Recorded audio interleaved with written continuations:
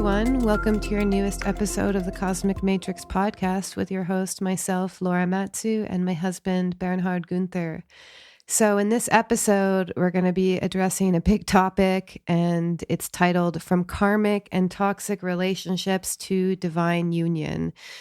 And we're going to be diving into quite a few topics, but really mostly addressing this epidemic of toxic relating that we see happening out in the world. We're going to define, in our view, what makes a toxic relationship, what makes a karmic relationship, why does this happen, and really addressing these idealized images of conscious relationships and what the divine masculine and what the divine feminine should look like that we see kind of floating around in spiritual communities, how this is often related to animus projection in relationships, and how we healed from these relationships, and suggestions to our listeners on what we think is necessary in order to heal from these kinds of dynamics. So before we get into that, we just want to make another quick announcement. So we are doing another round of our Embodied Soul Awakening group coaching program. The next dates for this are going to be July 25th to October 15th. And so for listeners, people who are new to our podcast, this is a group program that we do periodically throughout the year. It's a 12-week private online group coaching program in psychological and spiritual self-work.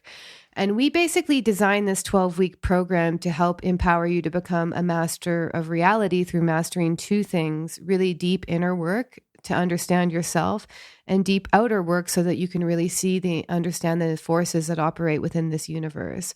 So basically, we provide a bunch of tools that we find really are most essential to help people we work with create profound shifts in their lives. We want to also address that this is very different to traditional self-help programs. This is not a personality development program. We're not going to teach you how to manifest or, get into kind of like things that we don't find work, basically. And we just tackle a lot of topics that most people don't usually cover. So we talk about the hyperdimensional matrix control system, occult forces, shadow work. And we also get into some necessary psychological work, like how to work with your triggers, how to work through projections, core beliefs, healing trauma, emotional intelligence, ancestral work, inner child work. We also talk about subpersonality work as well, and accessing the higher mind, universal laws, hermetic principles, timeline and realm dynamics, divine will, reality creation, evolutionary relationships. And we really dive deep into evolutionary astrology and how that affects our karma, how that relates to past lives. So it's a really diverse course. It's very in-depth. It has a lot of material.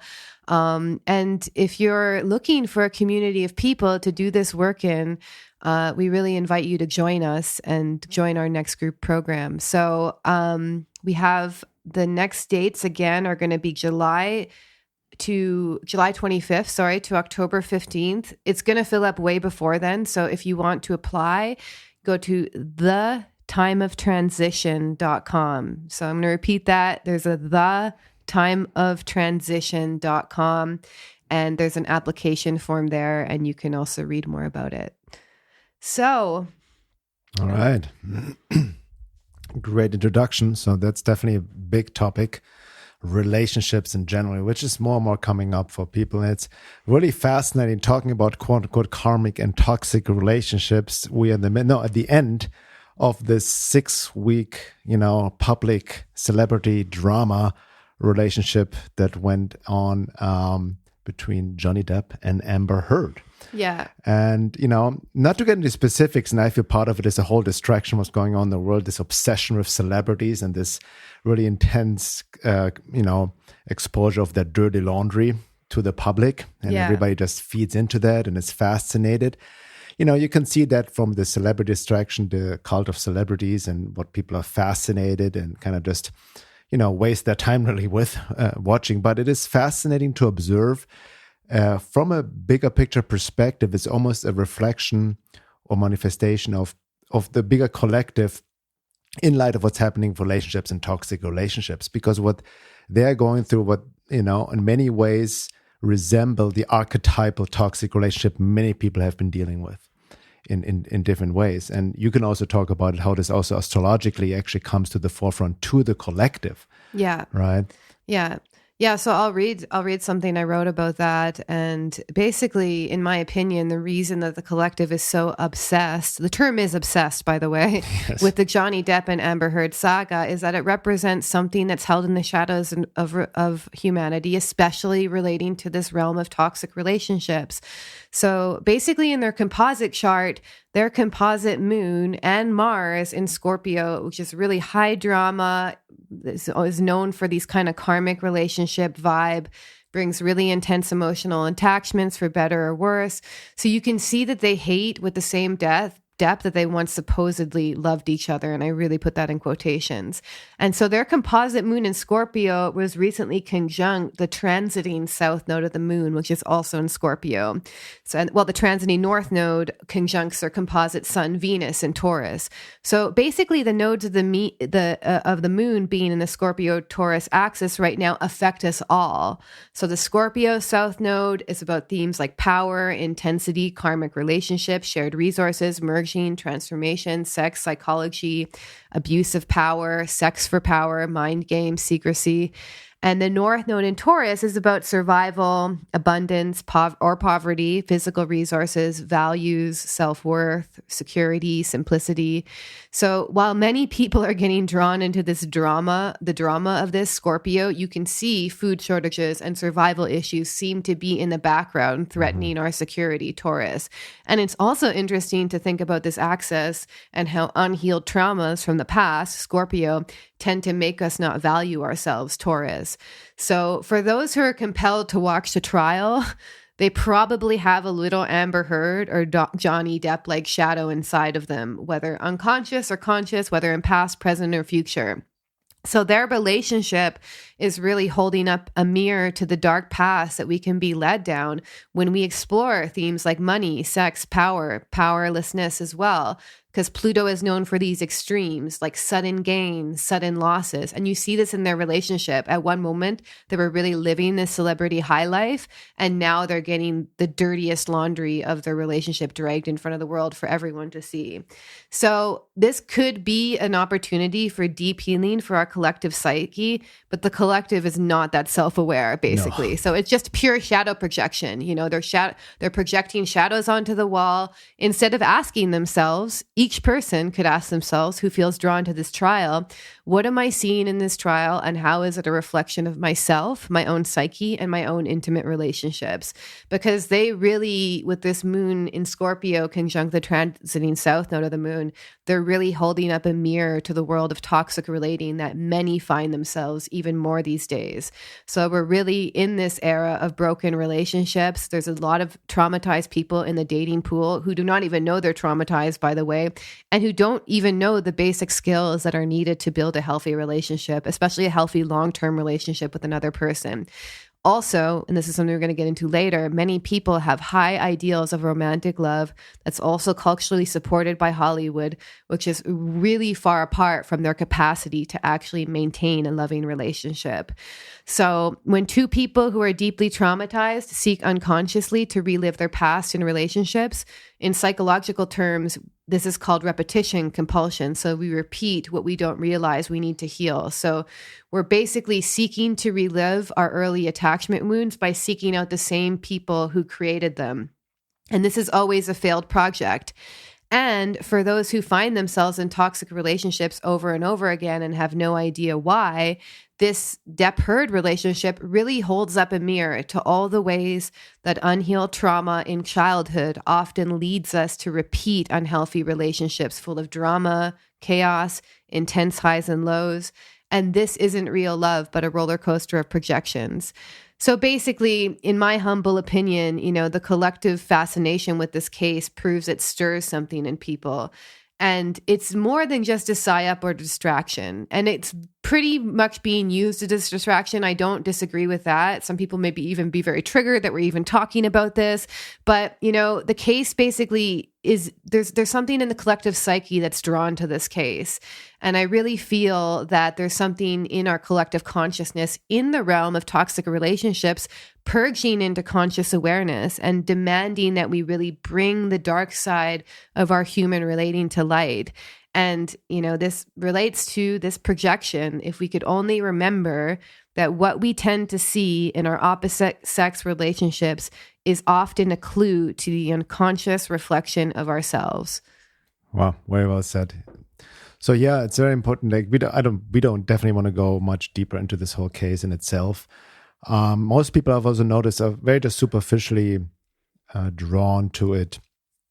Watching it, all of it, the fascination and, the celebrity, putting them on a pedestal, and then like all the dirty laundry comes out, and then people shadow project intensely on this case as well. And you can see it in two ways. And what's fascinating to point out is, you can go into the facts, details, and each side with their lawyers, wants to bring on the truth, but true justice will never be done in the courtroom because there's so many other aspects, even like as Laura just described. If you look deeper into Johnny Depp's and Amber Heard's birth chart and the composite chart relationship, there's some deep karmic karma playing itself out. And ironically, if they wouldn't get their toxic, I would say, Scorpio side of revenge and ego side of just reputation involved, they could actually use that, haven't used this relationship for deep healing. It's not happening. But it's not happening at all. I think that they don't have the level of being and soul and body to even engage in that. But what I want to point out, light of shadow projection, what we clearly see is how Amber Heard is demonized by everyone, right? The negative shadow, like pointing us pathological sociopath, liar, borderline, which she may as well be. She has been apparently diagnosed as borderline, and she may as well be lying. I haven't watched much of the court of the whole trial itself, but then at the opposite side, Johnny Depp is projected on this victim. He's just this innocent victim, and it's very extreme, right? And that shows that there's some shadow projection happening because it is, it always takes two to tango, and it doesn't mean it's 50-50, right? But Johnny has his own deep shadow as well, especially with this level of drug abuse. There's some deep trauma, and they're both, withholding information. With this Scorpio energy, if you really look at the composite chart, it's just lowered this unconscious mechanism. They're both hiding, they're both lying to varying degrees, and they're both very concerned with their public image.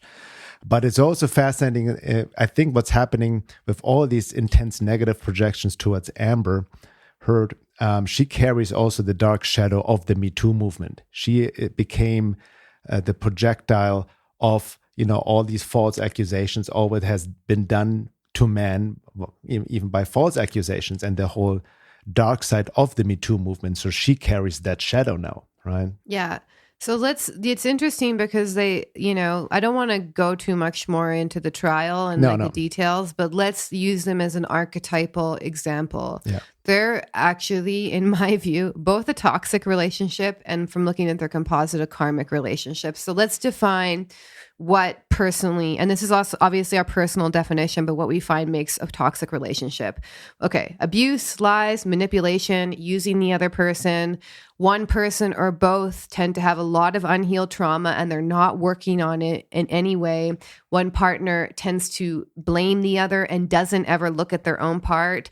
And I want to say too, a lot of people use this term toxic relationships to kind of like project on the relationships that didn't work out. And that's not useful either. And yes, relationships can be very toxic, but blaming the other person doesn't usually create change. It's more important to look at what attracted you to someone like that to begin with. Because usually, almost all the time, I think every toxic relationship we've been in, there was always red flags in the beginning, and maybe a lot of red flags actually, and we ignored them. And so the question is why do we ignore those red flags? Or another thing that can happen is if you have a lot of unhealed trauma. So for example, if this is what happened in this case, if you grow up in an environment where your mom or your dad abuses you, then as you go out and seek partners, abusive people actually feel very comfortable to you, basically. Yeah, that's the irony. Amber Heard has been abused by her dad, Johnny Depp by her mother, physically abused. So that's on the side note. Yes. But you make a very good point. I see this even nowadays, even with so-called quote-unquote spiritual communities or more aware people in the truth movement, whatever, blaming their past partners. Oh, my ex was a narcissist. He was very toxic. She was very narcissist, this and that. She was borderline. And there may be truth to it. But as you just said, it's easy to externalize it, just fall into blame, and not realizing deeper psychological and spiritual truths, metaphysical truths, that you always attract that and attract it to, on an unconscious level, what you need to bring towards wholeness within yourself. Exactly. So that's what it comes down to. Exactly. So I'm going to define, just to start off, to what makes a karmic relationship. So usually there's an intense emotional draw from the beginning because there's unfinished business. So you feel almost compulsively attracted to this person. And it often these relationships often must happen in order to force one or both parties' evolution. And I want to say, not all these relationships are bad, but if we keep finding ourselves in toxic relationships where we feel this intense draw to them, it's like then, and repeating the cycle over and over again, then it's like time to learn the lesson, So I'm going to actually read Martin Schulman, who's an astrologer, has a great definition about karmic relationships. And he says, all relationships contain opportunities for personal growth. They afford the obstacles and rewards, the pitfalls and pinnacles, the personal participation experience that shows us how we cope with our life philosophy when we have to live what we preach. When karma is involved, we tend to feel a lack of control over the circumstances and events that occur, as well as a lack of control over how we react to these events. A person may see himself acting somewhat out of character when he is fulfilling and correcting certain past life qualities connected to a personality with which he is no longer consciously familiar. Karmically, these qualities must be evolved if the individual is to grow more in contact with his present life. The karmic relationships takes on the tone of each individual while stripping away the illusions of the other. Through this process, new awareness are reached and a sense of lightness and freedom can be experienced as the burden of karmic weight is being released. Interestingly enough, the karmic pattern is usually understood clearly only after a lesson has been learned. An individual can struggle through difficulties in a relationship for months or years without realizing what the struggle is all about. Only after the underlying difficulty has surfaced and been solved does the karmic burden actually resolve. The reward for the hard work is understanding, and it comes when we realize the interwoven link between past life residue and now. Karma tends to be expressed through a string of similar experiences that manifest over a period of years. When we enter a relationship, it is often because we unconsciously see something in the other individual which can help us to resolve a karmic problem. In other words, we attract who we need at the time of our life when we are ready to understand. Thus, the ancient adage, when the student is ready, the teacher is there, is truly the characteristic tone of why and how karmic relationships occur. That's very well said. That exactly verifies that's the idea, especially at the beginning of a relationship, the dating phase, what people call when they quote unquote fall in love, and all the butterflies in the tummy, this high feeling, this feeling infatuated. You cannot stop thinking about the other person. You feel just high on life and amazing. Right? These quote unquote romantic feelings were mistake for love, but these are based as in the excerpt he was just Laura was quoting from, and it's again a deeper psychological truth. The more you have these romantic feelings at the beginning, the higher degree of the projections and unconscious material that will need to reveal itself. Yeah. The higher the level of the positive projections, which you project an idealized image, which is not necessarily how the other person is. But based on your own unconscious material. And that's the attraction needs to happen on that level. Yes, on the romantic love phase, also on the basic biological level for reproduction, in a sense, to keep the species going. But on a psychological psyche level, it's also the unconscious drive to find wholeness through the other person. Exactly. Yeah. And so basically, my view on why this happens from personal experience and from also understanding the nature of romantic projection is that we have this major void in society where we have lost connection to the God or the divine or the sacred. So Yes. we've lost that part of it. And that relationship actually helps give our life meaning. That's the point of it, right? Mm-hmm. But now in that void, we unconsciously have placed romantic love in the place of our relationship with the sacred, basically. So we worship the experience of falling in love. We think that being in love will complete us. We believe that that's the purpose of our life. And if you look at all those points, that's actually the purpose of the relationship with the divine.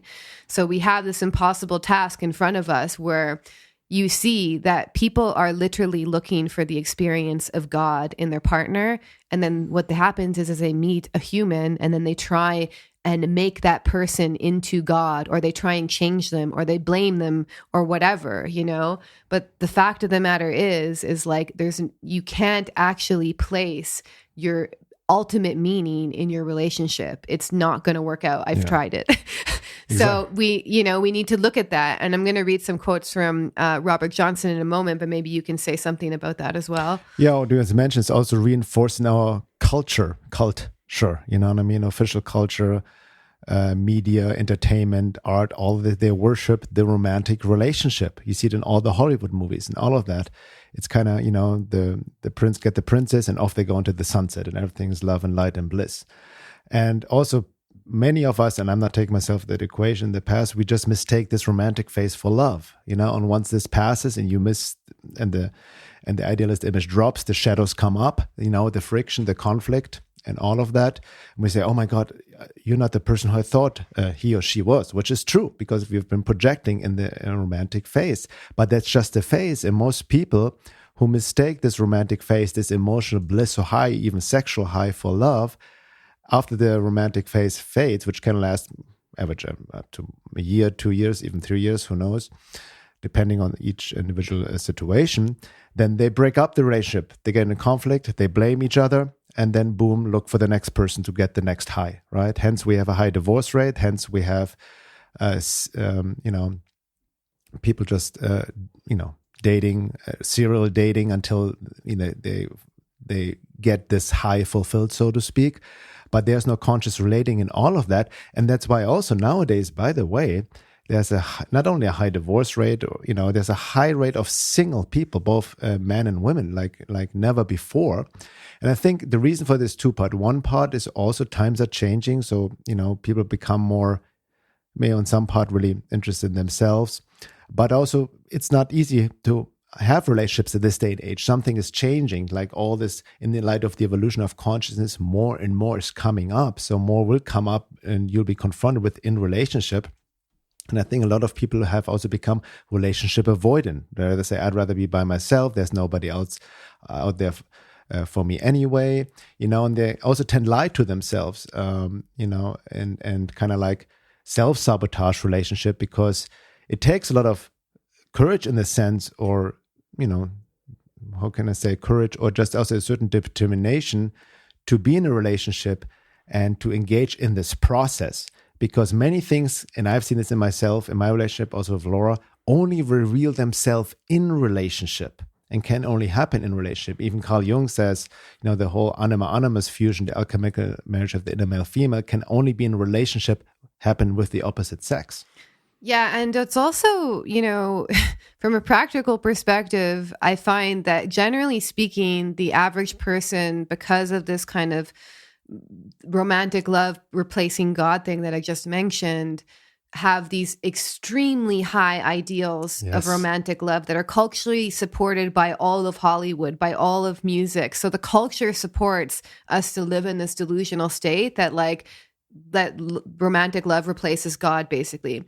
And that's fine. You can definitely have ideals in love, and you can hold them, but you also have to leave room for the human experience. But the issue is that not a lot of people actually want to learn about healthy relationships and learn how to have a healthy That's relationship. the irony, no? Yeah. It's like people just expect like, okay, I've had a very traumatized childhood, but I want to have this divine masculine or divine feminine woman and divine union, you know, but they don't have like basic communication skills. They don't have emotional regulation skills. They're just running on unconscious patterns that's giving them much of the same. So it does take a certain amount of work. Like if you didn't get modeled healthy attachment, healthy relating in childhood, which is a lot of us, you know, then you're coming in with a set of patterns that will repeat what you saw in your parental dynamic, what you saw in your family of origin. And it does take intentional work on kind of rewiring and changing those behavioral patterns in order to be in a healthy relationship. And then once you enter into the relationship, there's a certain point where you're going to come up against challenges and differences, and you're going to need to know how to manage conflict and differentiate from your partner. So there's all sorts of skills needed. Like, I think also as well, we get this a lot, especially with our relationship, like a lot of projections towards our relationship, but people don't actually see the amount of work and intentional work that we actually have to do to build what we have together, especially working together. You know, it's not something, we have a basis of a foundation of an emotional connection, but at the same time, we're very different people from very different backgrounds, and we communicate in very different ways. Our family of origin are very different. It's almost opposite origins of our families. And it requires a lot of conscious work. And the irony, what you just mentioned, people say, I want to be in a conscious relationship, but they don't put an effort to learn consciously about themselves, about basic relationship psychology, trauma, shadow. All of that is very much needed and necessary. There are all the different phases in a relationship, archetypally, romantic phase, differentiation, and all of that needs to be understood and held into context.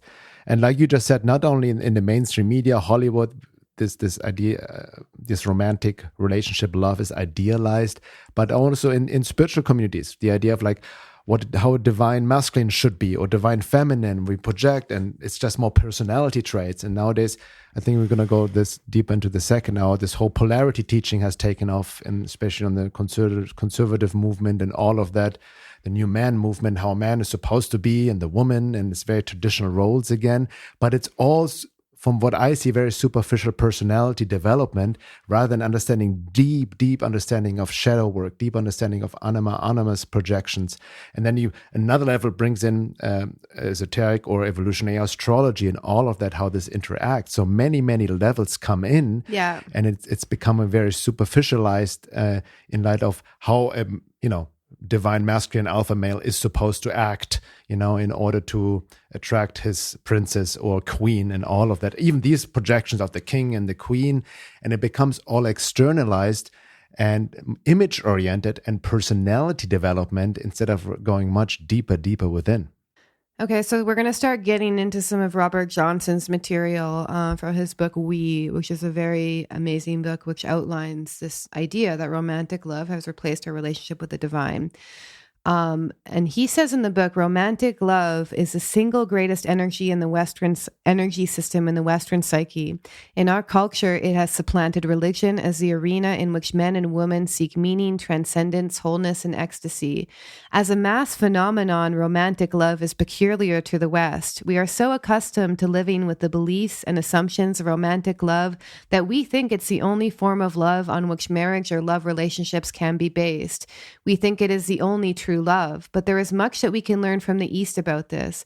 In Eastern cultures like those of India or Japan, we find that married couples love each other with great warmth, often with a stability and devotion that puts us to shame. But their love is not romantic love as we know it. They don't impose the same ideals on their relationships, nor do they impose such impossible demands and expectations on each other as we do.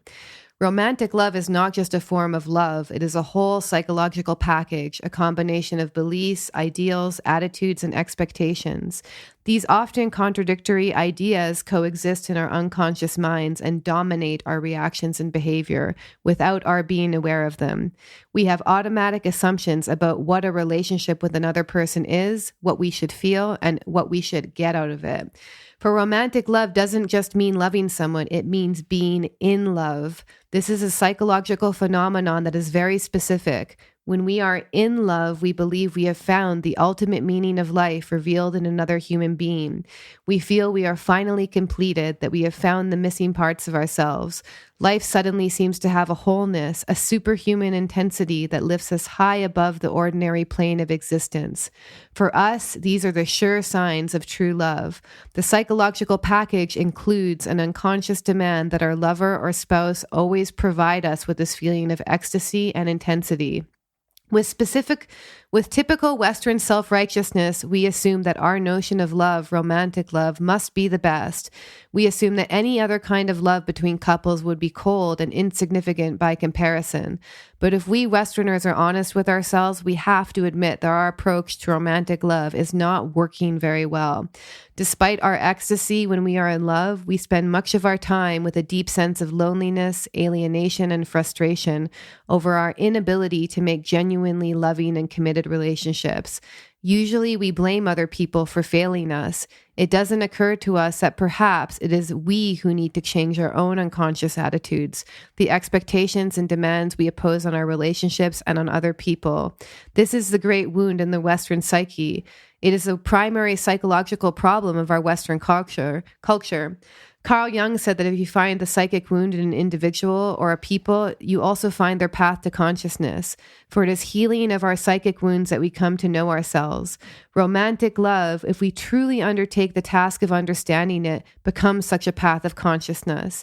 If Westerners will free themselves from their automatic servitude to their unconscious assumptions and expectations, they will not only find a new awareness in their relationships, but an awareness of their own selves.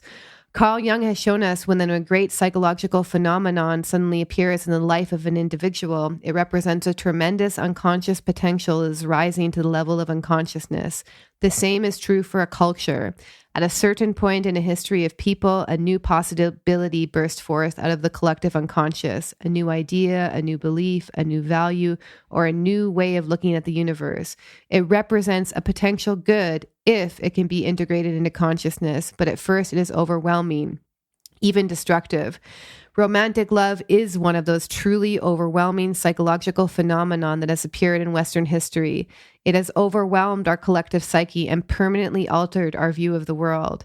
As a society, we have not yet learned how to handle the tremendous power of romantic love. We turn it into tragedy or alienation more often than into enduring human relationships. But I believe if men and women will understand the psychological dynamics behind romantic love and learn how to handle them consciously, they will find a new possibility of relationships in themselves and others. For both men and women to look honestly at romantic love is a heroic journey. It forces us to look not only at the beauty and potential in romantic love, but also at the contradictions and illusions we carry inside of us at an unconscious level. Heroic journeys always lead through dark valleys and difficult confrontations.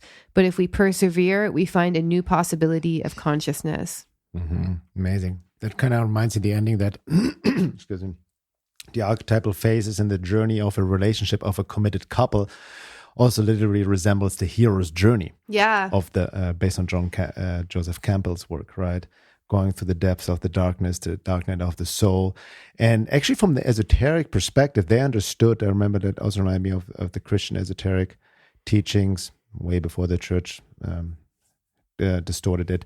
Based on Moravia's work, Gnosis, he talks about it. I've quoted his work quite a bit. He talks about the necessity to move away from carnal love, which is the romantic love, towards courtly love, right? That is the higher love ideal, which is not just based on this emotional, romantic infatuation and projection, right?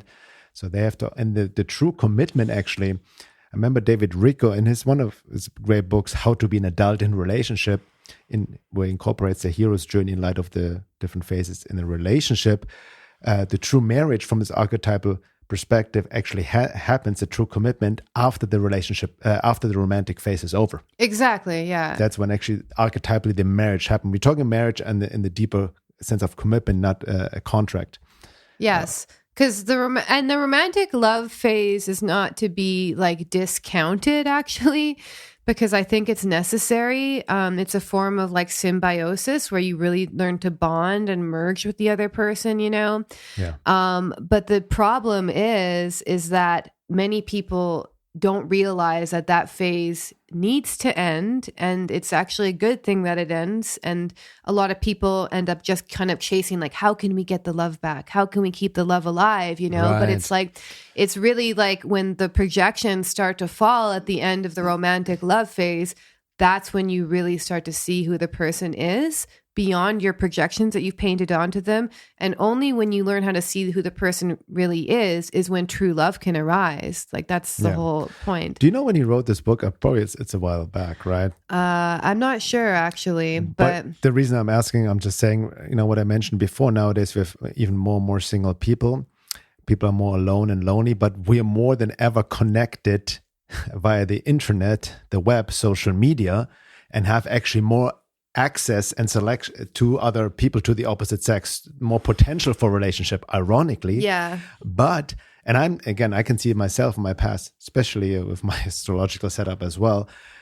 The romantic projections are getting more intensified on social media. People falling in quote unquote love with a profile pic of somebody or pictures, or there's a lot of sexual, sexy images, and people feed off the attention. So there's all this intellectual romance happening, right? Yes. On social media, these intense projections already, which are not helping. It's almost too much selection. So to speak, right? Yeah, I've even joined some of these like polarity groups and just kind of like perused around, because I don't disagree with all of it, you know. I do think that men have become feminized through multiple factors, you know, culturally, and not only just of stuff in the water, and I don't want to get into that right now, but, you know, men have become feminized and women have become masculinized. You know, that happened for an evolutionary purpose, but then it's almost like swung too far to the other end of the pendulum. But I'm noticing, you know, a lot of people in these kind of dating groups and like looking for relationships is like, some of them will commit to relationships without even meeting the person in person. Like, this is what's happening these days, you know? And like, even with you and I, like, I felt something very deeply, like, I actually, as cheesy as it sounds, but when I first saw Bernhard's name, it like literally lit up to me. And I had this knowing, like, I do feel that we have some unfinished business with each other. You know, you can see that in our composite chart, but I felt that kind of draw, that kind of compulsive soul draw that is usually part of karmic relationships. Yes. That being said, and we talked a lot, I was traveling in India when we first started talking on Facebook. Neither of us realize that we would know for sure until we met in person. That's true. Because there's something very distinct about when you really meet that person face to face and you feel their energy, you know, it's very like, different. Yeah. So you can, you know, it's not a good idea. Like, yeah, you can meet a lot of different people online and have access to a lot of different people. But I have to say, when I was in my most avoidant attachment patterns, I often chose people who didn't live close by to me as a way of never having to get in a committed relationship. So that can be a unconscious avoidance, right? Yeah, so that can be a coping mechanism. So even though we have this like illusion of choice and we have access to basically everyone in the world, you know, these days, generally speaking, a lot of that is like illusory or deceptive. And it's also like, you can't tell until you meet a person in person and you spend some time together, you know? Well, the irony now, in this day and age, when right now, the dating market has also shrinked in light of COVID, the jab, and the woke, and all of that. Because, I mean, people who are long-time listeners to this podcast know our attitude, right? We definitely question the official narrative, especially the vax and all of that. And it's probably not the best idea even to get in a relationship with somebody who is vaxxed for various reasons. By the way, on that note, I just published a new article, a long one. It's over 22,000 words. It's I feel personally, one of the most important articles I've written in the past 3 years. It's based on an amazing research paper and book by an author of a Rudolf Steiner practitioner named Thomas Mayer. And the article is called COVID Vaccines, Consequences on the Soul, Spirit, and Life After Death. Check it out on my website at veilofreality.com, VEIL of reality.com. But going back to the dating pool has really shrinked. We see this a lot of people talk about it in our courses and sometimes complain, but I see this actually as a good thing. You know, it is about quality over quantity. Yes. And it goes obviously beyond just having an intellectual understanding. It's beyond being like-minded, you know, getting in a relationship with a like-minded person is great, but ultimately it needs to be a person who's also deeply engaged in the same work. Yes. With a growth mindset. We have talked about this before. Yeah, like if you're listening to this podcast, you're probably somewhat orientated towards growth. And if you get with someone who isn't oriented towards growth, isn't working on themselves, isn't looking to learn and grow in any way, that's eventually going to become a point of friction between you two, and then we've seen this time and time again. So, you have to really be clear on your values before you get into a relationship and be willing to say no. So let's get into a little bit about, how we personally healed from these kinds of dynamics and how we suggest to heal. Well, for people who understand astrology, I have Venus and Scorpio conjunct my South Node. So I had a many series of karmic relationships for pretty much most of my life. And I even knew before I was getting into like deeper soul work, like I just knew when I had unfinished business with someone, I just knew that compulsive nature of the Scorpio archetype was very dominant in the way that I related. But I have to say, I wasn't asking questions about who I was attracted to, why I was attracted to them. But there was a certain point, actually, shortly before I met Bernhard, where I was like just dating whoever was interested in me. It was like the worst plan ever, just if like, and a lot of passive people will do that, they'll just be like, oh, this person's interested in me. Okay, I might as well just be with them because they're interested in me. I didn't have any discernment. I didn't know my values. I wasn't willing to say no. That's a key thing, is that you need to know your values and what you're looking for. You also need to have self-value, which we'll talk about deeper in the second hour when we get into the evolutionary astrology aspects, but don't underestimate how your early attachment patterns are affecting who you choose, and the important work of like not falling for the same compulsive patterns that you have before, basically. So even before I met Bernhard, I may have said this on their podcast, but I want to reiterate, there was something deep within my soul where I was just like, I am never getting in those kinds of relationships ever again. And I really meant it. It was almost like I broke like a cord of karma in that moment. Like when you're really sincere about not wanting to repeat a dynamic and you're like, I'm never doing that again. And I'm going to spot the people who are going to bring me into that toxic dynamic again. And I'm not going to even converse with them. And you make that kind of boundary around you. I swear it can really resolve a lot of these patterns. But what I see a lot of people is acting compulsively, unconsciously, not being willing to say no, not ignoring the red flags, Or having extreme idealized images, what we talked about before, of how a person should be, right? Yes, Again, as David Rico said, as long as you have the image of the dream partner in your conscious, in your mind, the fantasy, it's a huge sign that you have work to do on yourself, because you're just projecting your own golden shadow externally onto the other person of somebody who can fulfill you. Yeah. But, from my experience healing these relationships, I've been in some pretty intense relationships. I even wrote an article more on the love bite type as well.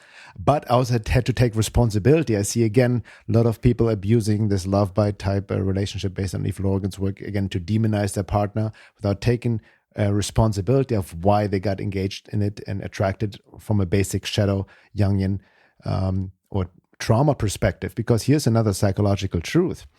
The first 3 years of everybody's life are set up the relationships you will have with the opposite sex for the rest of your life. Unfortunately. That's and it's mostly unconscious. So, there's attachment theory, different attachment styles and all of that, and it's unconscious. And astrology, we're going to go deeper into astrology, more evolutionary astrology also in the second hour, especially Laura.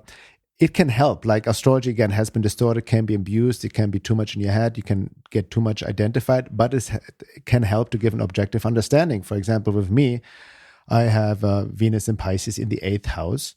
This is also very... That's your anima, actually. That's yearning for deep relationship, absolutely. Transformative relationships, right? But it's also been squaring my Neptune in the 5th house. So I've been dealing with all kinds of fantasies and delusions and romantic projections I got myself involved to very naively, right? Until I had to learn the hard way. But the only way to learn was to engage in these relationships and not become...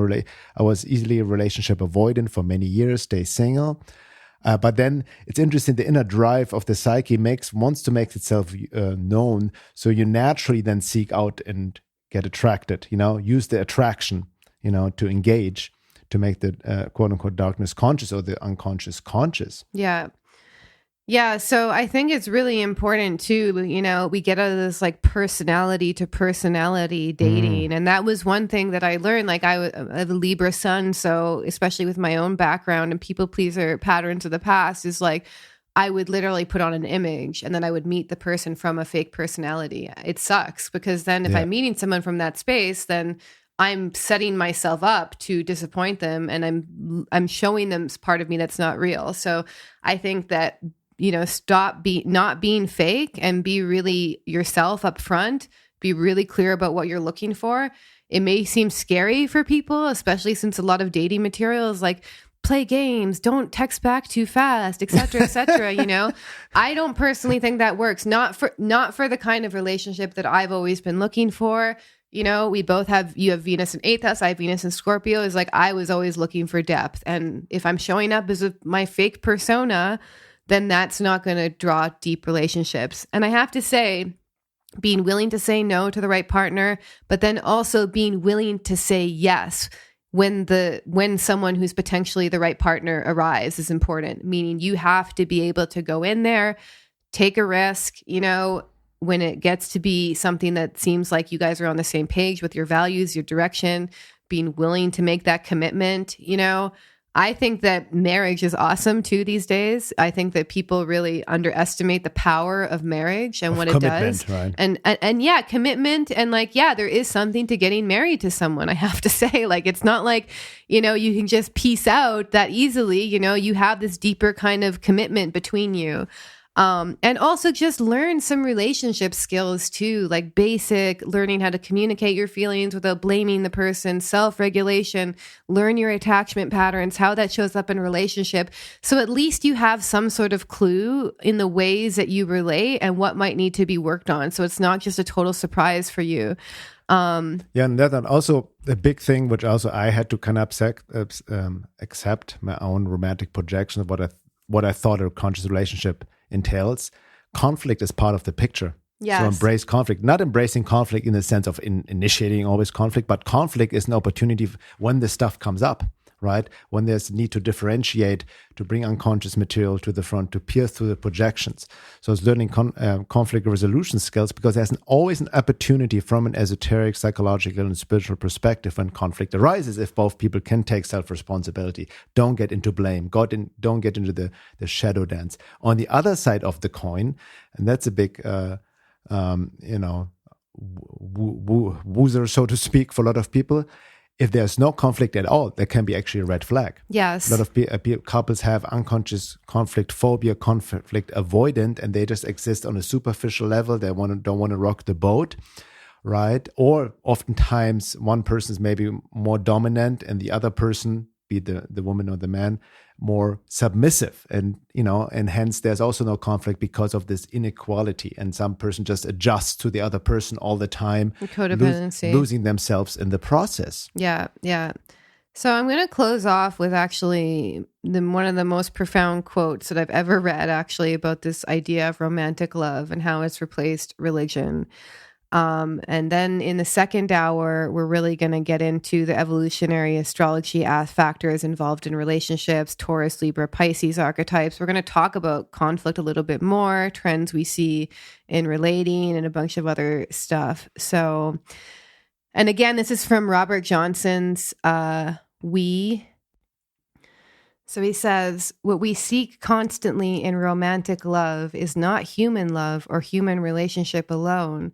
We also seek a religious experience, a vision of wholeness. Here is the meaning of the magic, the sorcery, the supernatural in the love potion. There is another world that is outside the vision of our ego minds. It is the realm of the psyche, the realm of the unconscious. It is there that our souls and our spirits live, for unknown to our conscious Western minds, our souls and spirits are psychological realities, and they live on in our psyches without our knowledge. And it is there in the unconscious that God lives, whoever God may be for us as individuals. Everything that resides on the other side, in the realm of the unconscious, appears to the ego as being outside the natural human realm, Thus, it is magical, it is supernatural. To the ego, the experience of the other world is no different from religious experiences. The religious urge, the aspiration, means a seeking after the totality of one's life, the totality of self, that which lives outside the ego's world in the unconscious and the unseen vastness of psyche and symbol.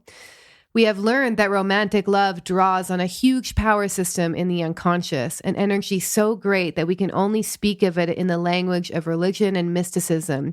We adore, we worship our beloved, meaning when we are in love, we are completed, we are in heaven, we die. Here is revealed the quest for Godhead, fire from heaven, spiritual enlightenment, meaning consciousness of self.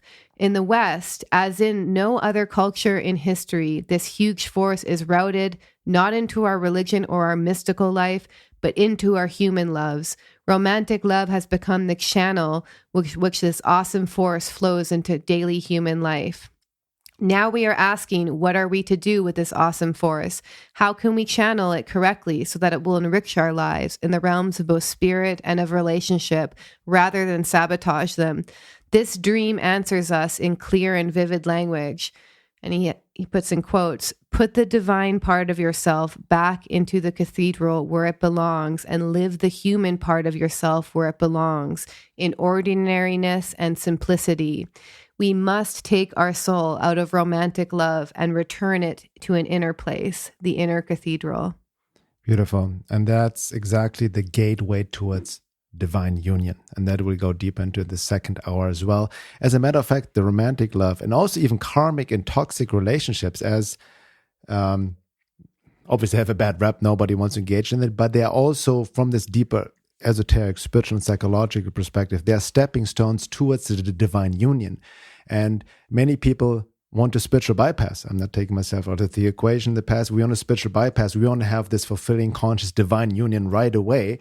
But it entails going through the karma and the toxicity of our own unconsciousness, our own trauma and shadow aspects that most often reveals itself only in relationship. You know, hypothetically, the whole drama between Johnny Depp and Amber Heard could compel them to a divine union, but they're too much in a consensus state.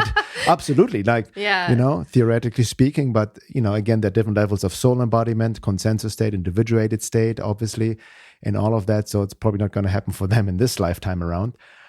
But again, these are the stepping stones towards divine union. So before we end this first hour, again, as Laura mentioned at the beginning, we're starting another round of our 12-week in-depth private group coaching program, Time of Transition Embodied Soul Awakening, starting July 25th until October 15th.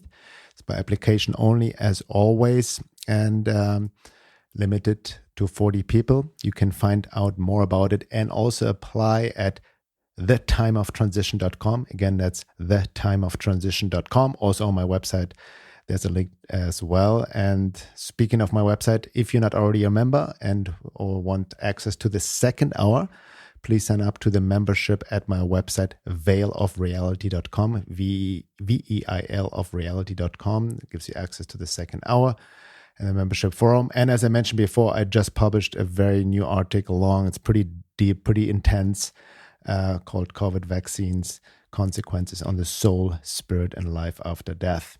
And with that being said, see you all in the second hour.